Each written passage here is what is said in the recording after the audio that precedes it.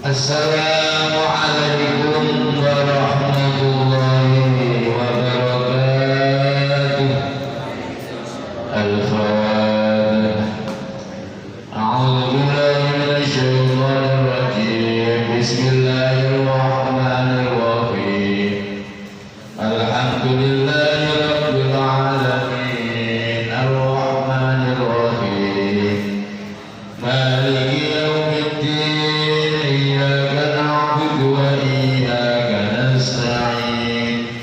اهدنا الصراط المستقيم صراط الذين أنعمت عليهم غير المغضوب عليهم ولا الضالين.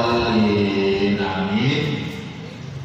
Hadis halaman 311. Qala Rasulullah sallallahu alaihi wasallam bainama kalbun yudifu birodiyatin bainama kalbun ing dalem siji mangsa utawi asu iku yudifu mubun-mubun sapa kalbun birodiyatin ana ing siji sumur kada meh-meh yang tuluhu mateni ing kalbun apa al-asu apa ngorong ketelak ilra'adu dumandaan ningali hu ing kalbun sapa bariyun sapa wadon ahli zina pelacur min bawaya Bani Israila senasaking pira-pira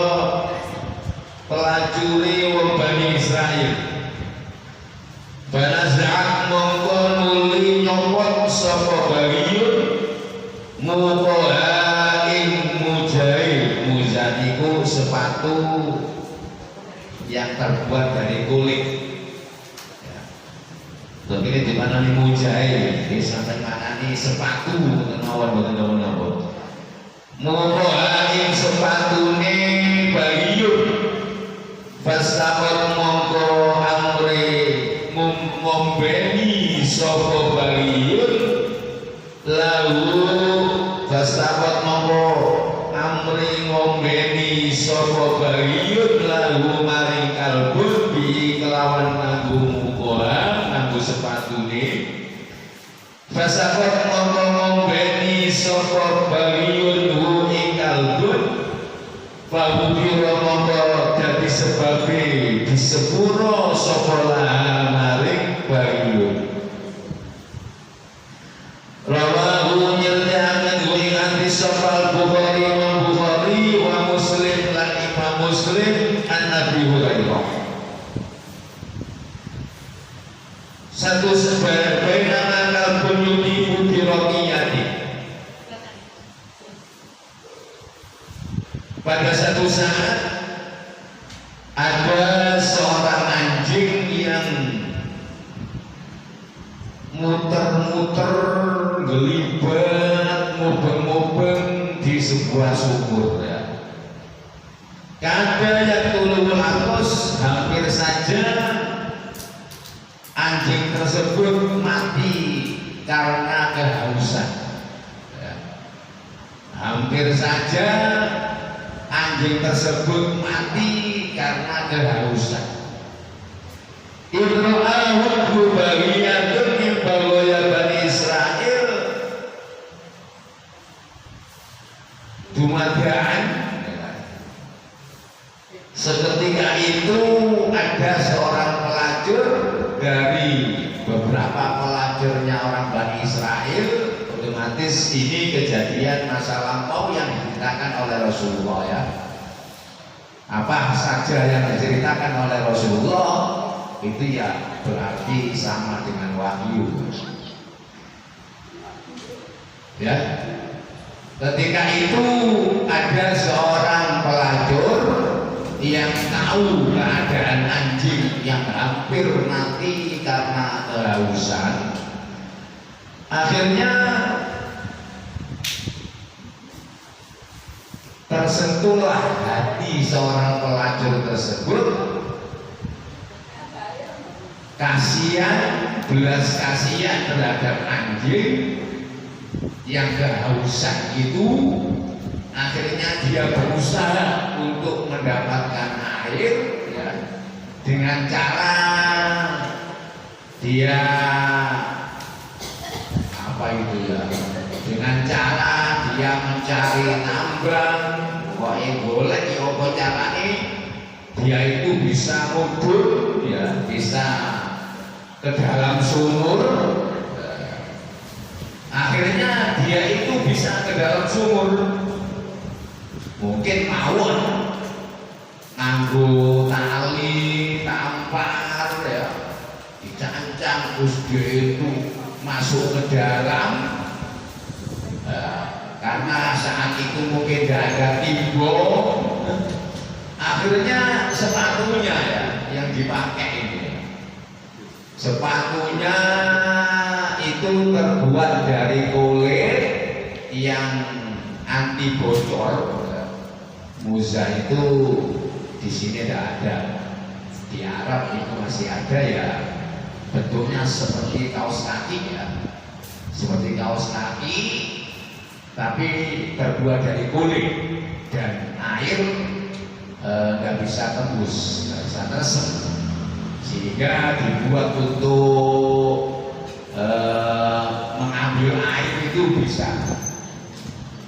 Nah itu saking kasihannya terhadap anjing yang kehausan itu, dia rela berupaya agar mendapatkan air dengan cara mundur ke sumur, dan muzanya sepatunya dilepas, dia penuhi dengan air, lajeng munggah lagi ya, anjingnya masih di situ, langsung dia beri minum ya. Nah seperti itu ternyata fa'ubirolah ya, bisa menyebabkan mendapatkan ampunan dari Allah Subhanahu wa ta'ala. Cuman hadis ini panjenengan kebirun atau beda ya, itu jangan diartikan secara letterlet hadis ya. Sebenarnya agar supaya tidak gagal kefahaman, cerita yang seperti ini itu tidak boleh dipahami secara letterlet hadis, harus dihubungkan dengan hadis-hadis yang lain, bahkan pada ayat-ayat yang lain. Sebab kalau hanya melihat letterlet hadis ini yang menceritakan seorang pelacur mendapatkan ampunan dari Allah Ta'ala hanya gara-gara punya sifat kasihan terhadap hewan, akhirnya ya, akhirnya mungkin seorang pelacur dia hanya meniru kasihannya saja terhadap hewan, padahal dalam hadis ini ya otomatis bisa mendapatkan ampunan dari Allah Ta'ala itu ya paman taba wa aslama. Kalau dia itu sedang menjadi pelacur ya harus bertobat dan memperbaiki kelakuannya, sehingga tidak cukup seorang pelacur atau pendosa besar ingin mendapatkan ampunan dari Allah Ta'ala hanya cukup ngingeni kewan ya, terus tanpa bertobat, melacurnya terus, wis gak belum sembahyang ya, ini kepahaman yang gagal nih ya, harus dipahami secara utuh bahwa mendapatkan ampunan dari Allah Ta'ala itu syarat mutlak kalau dia itu sedang melakukan dosa besar ya harus bertobat wa aslaha, dan harus memperbaiki diri.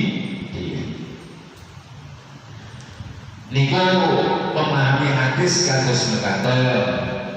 Lah pengertian hadis ini memberikan pengertian bahwa memberi belas belas kasihan kepada makhluk ciptaan Allah walaupun terhadap anjing ya, sebagai lambang dari hewan yang menurut kita ya seperti itu tetap mendapatkan pahala karena itu termasuk makhluk ciptaan Allah Subhanahu wa Ta'ala.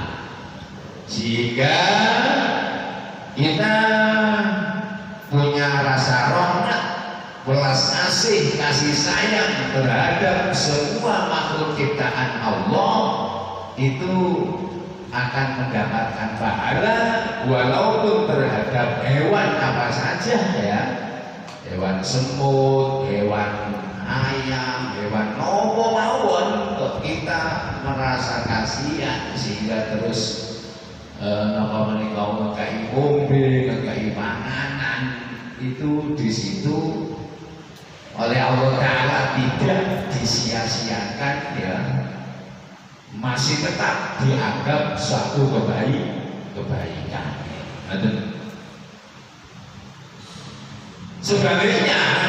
Sebaliknya menganiaya terhadap makhluk ciptaan Allah Ta'ala walaupun terhadap hewan itu ya juga ada siksaannya, ada hukumannya, itu otomatis mafhum mukhalafahnya begitu.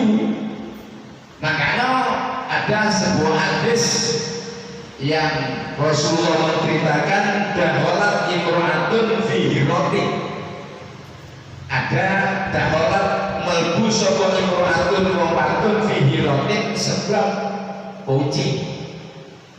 Insya Allah sampai nanti semerap, nanti kepikiran lah hadis ini ya. Ada seorang perempuan yang masuk neraka disebabkan oleh kucing ya. Disebabkan ulahnya terhadap kucing ya, ini ya otomatis tidak harus orang perempuan saja ya, semua orang termasuk laki-laki. Kalau dia menganiaya kucing itu bisa mendapatkan hukuman dosa yang menyebabkan masuk neraka ya. Nah, dalam hadis ini terang-terangan seorang perempuan itu mendapat hukuman masuk neraka, tapi tidak dijelaskan oleh Rasulullah nerakai langgeng apa sementara, ini tidak ada keterangan. Pokoknya hukumannya dosa yang menyebabkan masuk neraka disebabkan karena dia menganiaya kucing. Piye carane menganiaya kucing itu gak dilepas, tapi dikurung dengan sengaja tanpa diberi makan sampai mati. Itu yang menyebabkan dosa. Kalau dia lepaskan, walaupun dia tidak memberi makan, nggak apa-apa, biar cari makan sendiri ya. Ini yang menyebabkan dosa ini ada kesengajaan, ya, dikurung terus gak dikei makan, gak dikei ngombe sampai dia kematian. Nah, ini yang menyebabkan dosa. Kalau dia lepaskan, walaupun dia tidak memberi makan, nggak apa-apa, nggak dosa. Ya, sebab dia bisa cari makan sendiri. Atau terkurung nggak ada kesengajaan, kita nggak tahu. Otomatis ini bukan hewan kucing saja ya, semuanya hewan. Kalau kita punya kesengajaan dikurung dan tidak dimakan, ya itu akan ada hukumannya.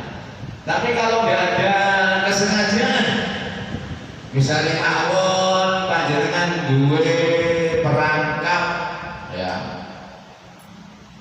terus mari ngono lah kok ono kadal mlebu, sampean mboten seperah nek ono kadal mlebu ya, sampai sak minggu, rong minggu lagi eruh terus kadang-kadang mati, tapi tidak ada kesengajaan. ya nggak dosa. Oh enggak kesengajaan, karpe dhewe.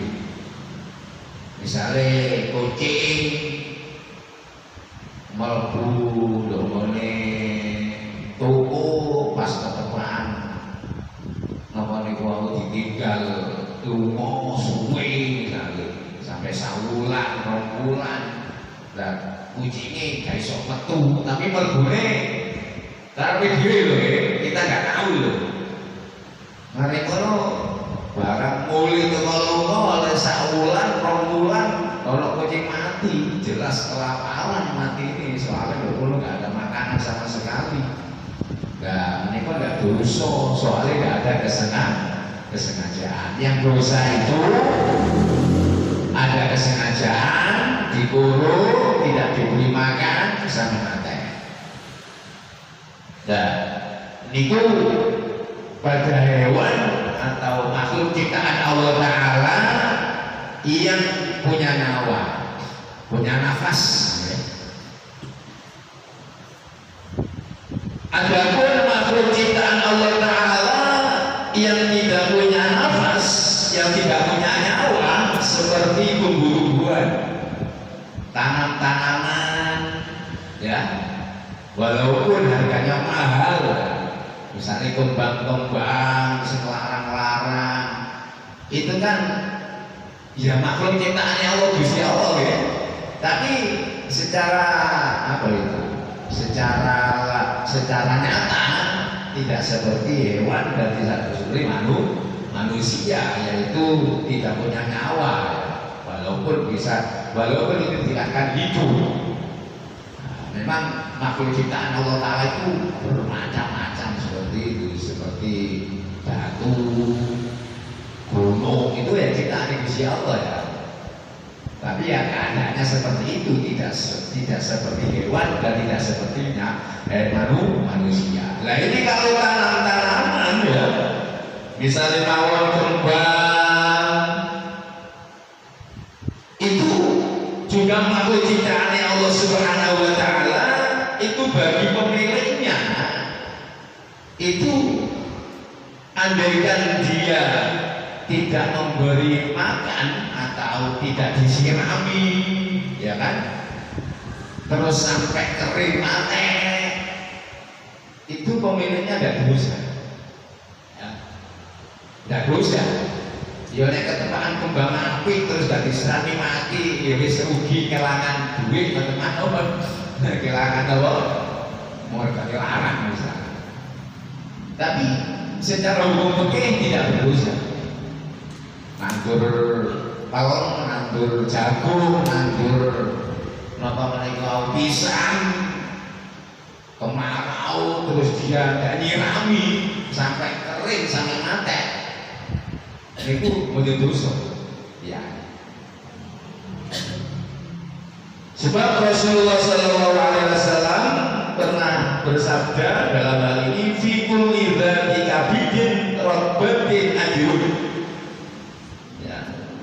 Dalam setiap hati yang masih hidup itu ada nilai pahala.